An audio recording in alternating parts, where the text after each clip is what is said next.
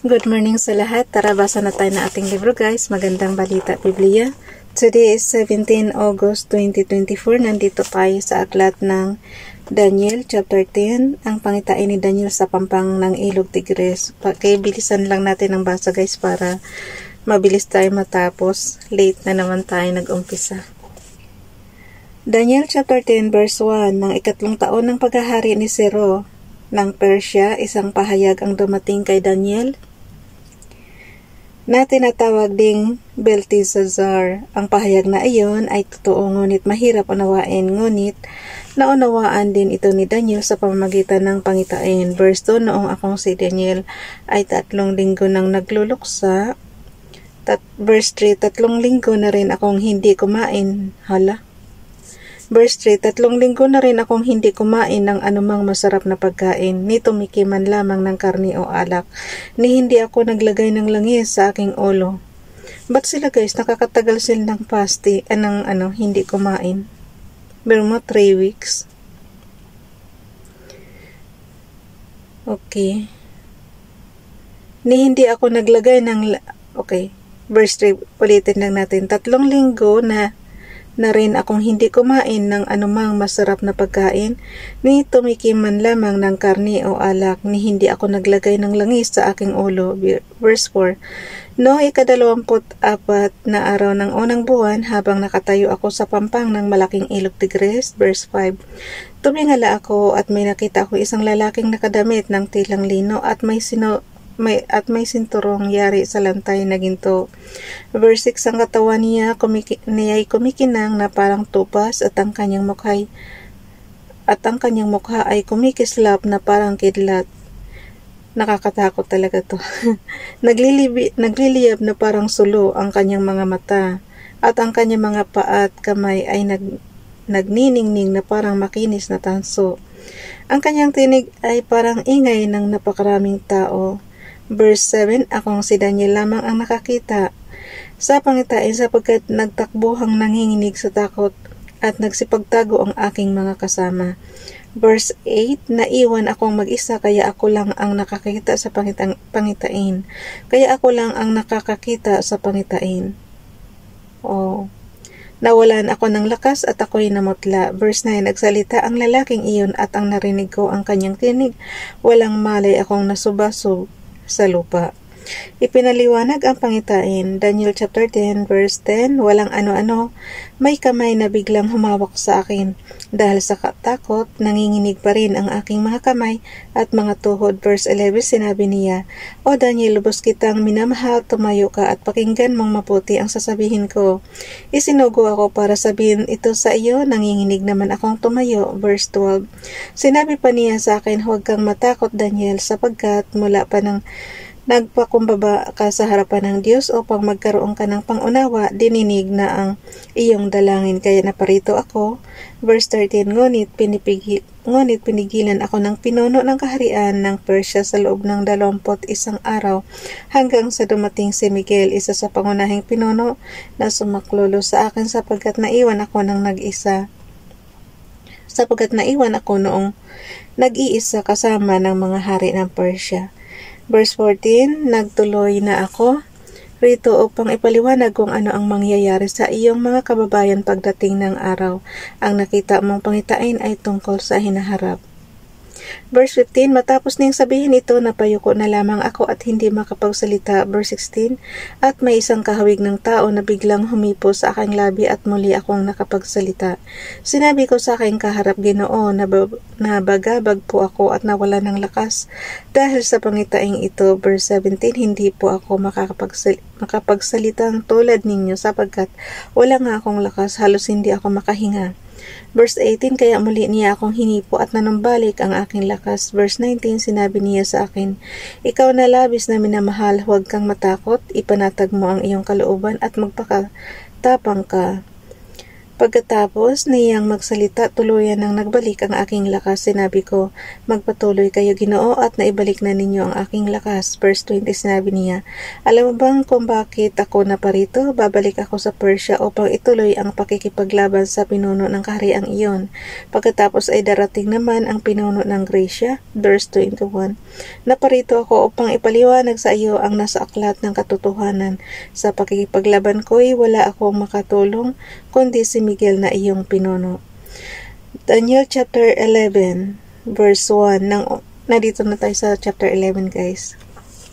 Daniel chapter 11 verse 1. Ng unang taon ng paghahari ni Dario na taga-Media, pinalakas ni Miguel ang aking kalooban at tinulungan niya ako, ang mga hari ng Ehipto at Syria. Verse 2. Ngayon sasabihin ko sa iyo ang katotohanan, magkakaroon pa ng 3 hari ang Persia, pagkatapos lilitaw naman ang ika-4 na hari na magiging mas mayaman kaysa sa kanilang lahat. Dahil sa kanyang kayamanan, siya magiging makapangyarihan at hahamonin niya ang kaharian ng Gracia. Verse 3, pagkatapos lilitaw ang isa na namang makapangyarihang hari. Ito ay maghahari sa isang malawak na nasasakupan at gawin niya ang anumang kanyang maibigan. Verse 4, kapag naghahari na siya, mahahati sa 4 ang kanyang kaharian, ngunit isa may walang mauwi sa kanyang mga kaanak. Ang kaharian niya'y masasakop ng mga taga-ibang bayan, ngunit sino man sa kanila ay hindi magkakaroon ng kapangyarihang mamahala tulad ng sa kanya. Daniel chapter 11 verse 5, ang hari sa Ehipto ay magiging makapangyarihan, ngunit magiging mas makapangyarihan kaysa kanya ang isa niyang pinuno at mas magiging malawak ang kaharian nito. Verse 6, pagkalipas ng ilang taon, ang hari ng Ehipto ay makikipagkasundo sa hari ng Syria at ipakakasal sa kanya ang anak nitong babae, ngunit ang pagkakasundo ay di magtatagal. Siya ang kanyang asawa at anak, at ang mga lingkod na sumama sa kanya ay papataying lahat. Verse 7, hindi magtatagal at isa sa kanyang mga kamag-anak ang magiging hari. Sisirain nito ang tanggulan ng kaharian sa hilaga, papasukin niya ito at siya magtatagumpay. Verse 8, sasamsamin din niya at iuwi sa Ehipto ang kanilang mga Diyos-Diyosan, pati ang mga kagamitang pilak at ginto. Pagkalipas noon, hindi na niya muling sasalakayin ang kaharian sa hilaga sa loob ng maraming taon. Verse 9, at sila naman ang sasalakayin ng mga taga-hilaga. Madadaig sila, ngunit babalik din ang mga iyon sa kanilang lupain. Ano ba kasi mapapala nila sa pananakop? Parang nakakainis lang. May mga sarili namang bansa panakop ng panakop. Okay, Daniel, opinion ko lang yun ha. Nakakainis kasi yung ganun guys. Daniel chapter 11 verse 10, ang mga anak ng hari ng Syria ay magtitipo ng maraming kawal at maghahanda sa pakikipagdigma, parang baha na sasalakayin ng isa sa kanila ang tanggulan ng hari ng Ehipto. Verse 11, dahil dito galit na harapin sila ng hari ng Ehipto kasama ang maraming tong kawal at nalulupig sa kanila.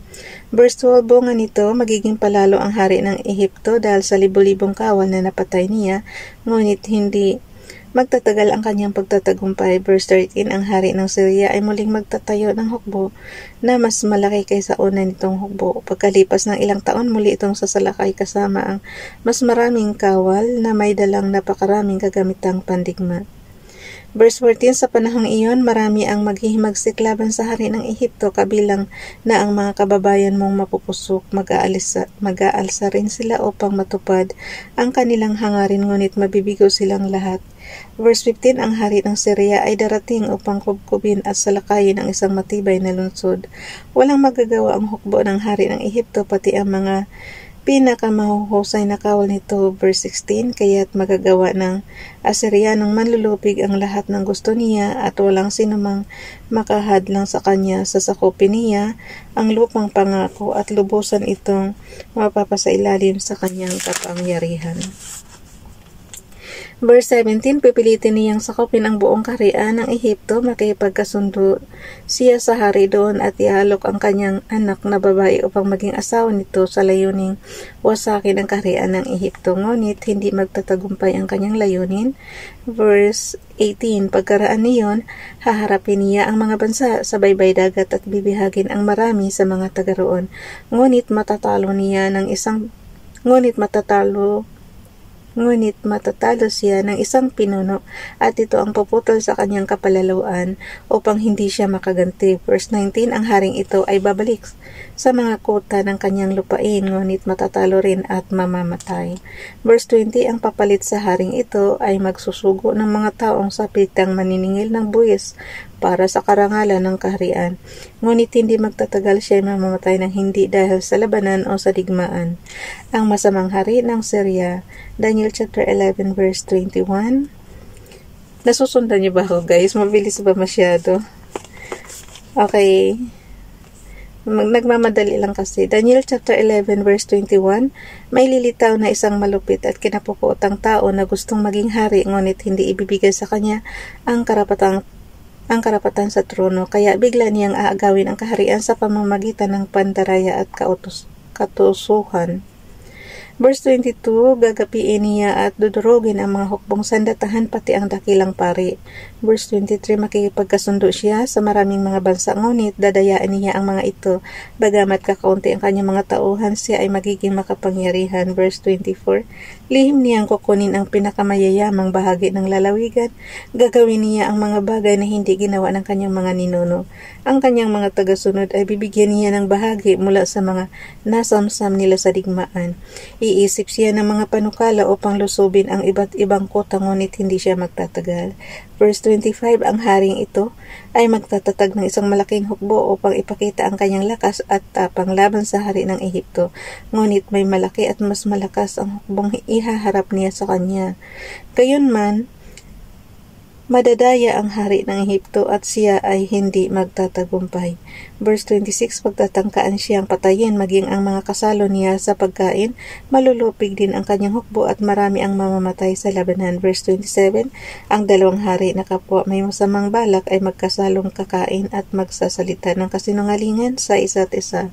Gayunman, walang mangyayari sa iniisip nila sapagkat hindi pa dumarating ang takdang panahon. Verse 28, ang hari ng Syria ay uubing taglay ang malaking kayamanang nasamsam niya, ngunit bago siya umuwi sa sariling kota, uusigin muna niya ang relihiyon ng bayan ng Diyos. Verse 29, pagdating ng takdang araw, sasalakayin niyang muli ang Ehipto, ngunit sa pagkakataong iyon, ang mangyayari hindi tulad noong una. Verse 30, hahadlangan siya ng hukbong dagat ng Kitim at matatakot siya dahil dito aatras siya at ibubuhos sa relihiyon ng bayan ng Diyos ang kanyang puot. Sa pagbabalik niyang ito, pahalagahan niya ang payo ng mga tumalikod sa presensya ng Diyos. Verse 31, magpapadala siya ng mga hukbong sandatahan upang lapastanganin ang templo. Ipapatigil niya ang araw-araw na paghahandog at ipapalit ang kasuklam-suklam na kalapastanganan. Verse 32, aakitin niya sa pamamagitan ng panlilinlang ang mga Hudiyong tumalikod sa kasunduan, ngunit maninindigan ang mga mananatiling tapat sa kanilang Diyos. Verse 33, tuturuan ng marurunong sa lupain ang mga tao kahit na sa simula ay mamamatay ang iba sa kanila sa pamamagitan ng espada at apoy o mabihag at pagnakawan. Verse 34, sa kanilang pagkatalo, may ilan lamang natutulong sa kanila bagamat marami ang magkukunwaring kasama nila. Verse 35, ilan sa marurunong ang nagbubuwis ng buhay upang ang mga nalabi sa kanila ay maging dalisay at malinis hanggang sa dumating ang takdang wakas. Daniel chapter 11 verse 36, gagawin ng hari ang kanyang magustuhan, itataas niya ang kanyang sarili at gagawin higit kaysa alinmang Diyos.